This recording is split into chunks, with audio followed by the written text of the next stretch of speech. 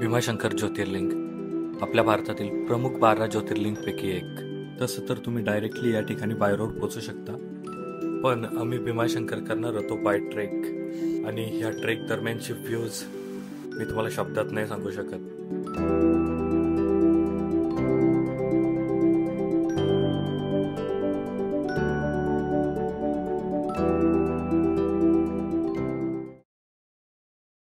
आम्हाला भीमाशंकरचा ट्रेक हा वन डेच करायचा होता.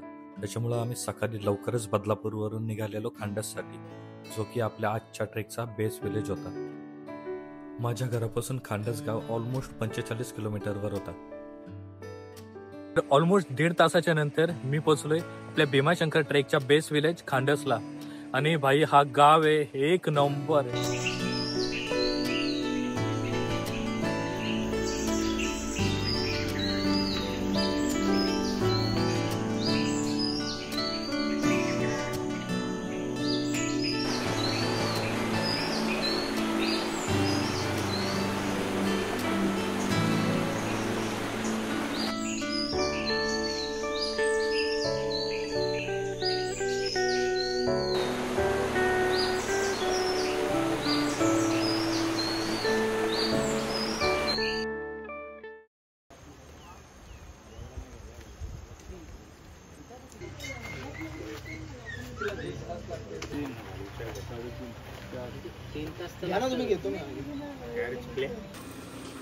तर जस्ट आता नाश्ता करतोय आणि मग आपल्या ट्रेकला सुरुवात करू आपण.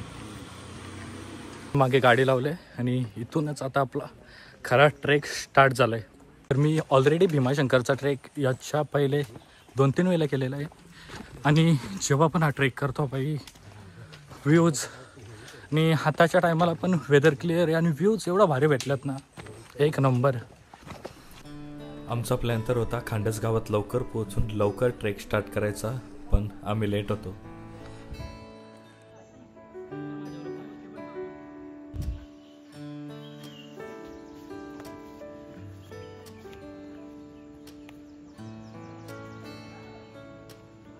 दहा मिनिटाच्या ट्रेक नंतर आपल्या पहिल्या पॉईंटला पोचलो आम्ही, गणपती मंदिरच्या इथं.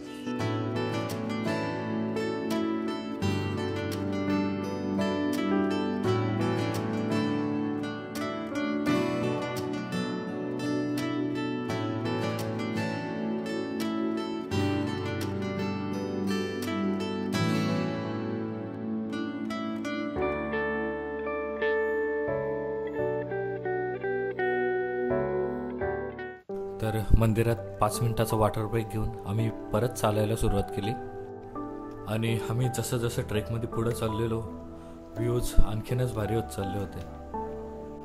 आणि मला विश्वास बसत नव्हता कोणत्या ट्रेकमध्ये सुरुवातीलाच एवढे भारी व्ह्यूज असू शकतात.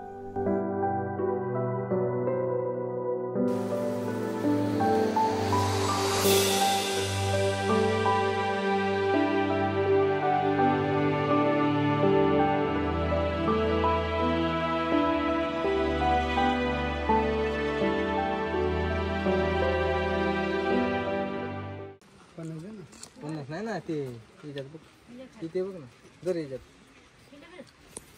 त्यांच्यासाठी एक काकडी घ्या ना बाई. घेतो ना, 2 घेतो एक कसं. पूर्ण ट्रेकमध्ये व्ह्यूज एवढा ऑसम आहेत ना, 2-2 मिनिटाला मोबाईल काढतो मी. जंगलचा पॅच लागलाय आणि एवढा जास्त पीसफुल आहे ना, नुसता पाण्याचा आणि पक्ष्यांचा आवाज येतो. आम्ही स्लो चालत होतो पण कंटिन्यू चालत होतो.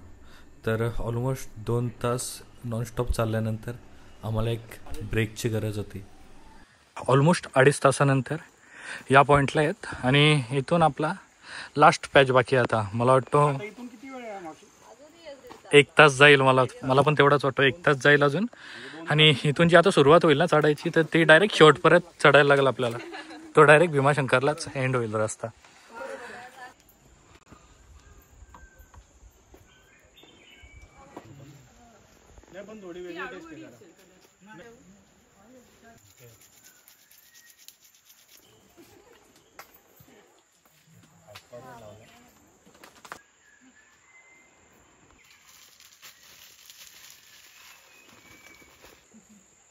राहतं ते खरंच. हो राहतात माहिती आहे ना. लहान पिल्लू अगदी भेट. आता इथनं गावात नाही तर काय कळणार आहे, आता खाली पदरवाडीच आहे ना. आणि नेला तर या ठिकाणी चहाच्या ब्रेकनंतर आम्ही परत एकदा ट्रेक कंटिन्यू केला आणि याच्यानंतर क्लायमेटमध्ये पूर्णपणे चेंज आलेला. आमच्या चारी बाजूला धुक्याची चादर होती. भीमाशंकरचा ट्रेक तसा मोठा आहे, पण धुका आणि पाऊस याच्यामुळं ट्रेक करताना काहीच जाणवलं नाही. तर जवळपास 4 तासाच्या ट्रेकनंतर आम्ही पोचलेलो भीमाशंकर ज्योतिर्लिंग. फायनली रीच श्री क्षेत्र भीमाशंकर. कसा होता एक्सपिरियन्स भाई? सुंदर एक्सपिरियन्स होता, मस्त मजा आली. एक नंबर. कसा होता फर्स्ट टाइम ट्रेकचा एक्सपिरियन्स?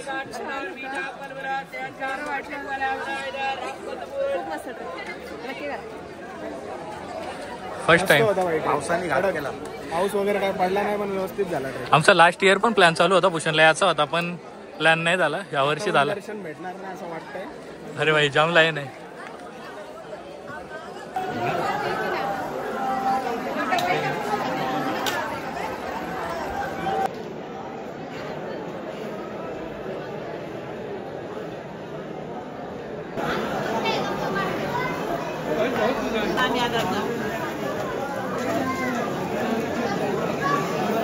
इथं दर्शनाचा असा सीन आहे, आज सोमवार आहे त्याच्यामुळं गर्दी एवढी जास्त आहे ना, मिनिमम 4 ते 5 तास लागू शकतात. आणि आमचा सीन असा आहे, आम्हाला रिटर्न खाली पण उतरायचे. तर बघू आता इथं मला वाटतं बाहेरूनच दर्शन घेऊन आम्हाला रिटर्न निघायला लागणार. तुम्ही किती वाजता पोहोचला रे? 12 वाजता. तुझं पण दर्शन झालं का? बॅकार लकी गायज.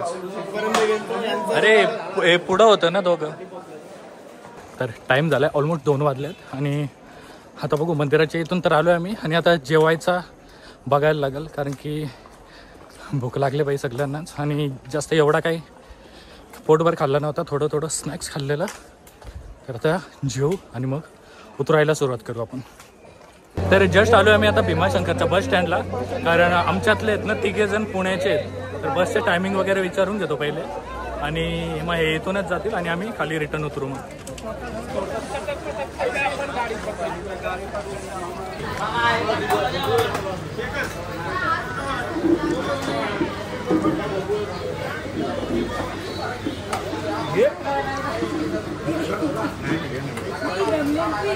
किती यात्रा चालू आपने? 6 महीने हो गए. भारत का 12 ज्योतिर्लिंग 4 धाम. घर पटना बिहार. अभी कितना ज्योतिर्लिंग हुआ आपका? 6 हुए ना. 6 हुआ. ये 6 हुआ था. भीमाशंकर 6 हो गए. अच्छा ओके. अभी आगे कहाँ जा रहे हैं आप? अभी जा रहा हूँ संभाजी नगर. संभाजी नगर कृष्णेश्वर. ओके ठीक है. फिर उधर से साउथ में चला जाऊंगा. ठीक है चलिए. हर हर महादेव. हर हर महादेव. आपकी यात्रा सफल हो. होगा ना. चलिए. बोले ना साथ में.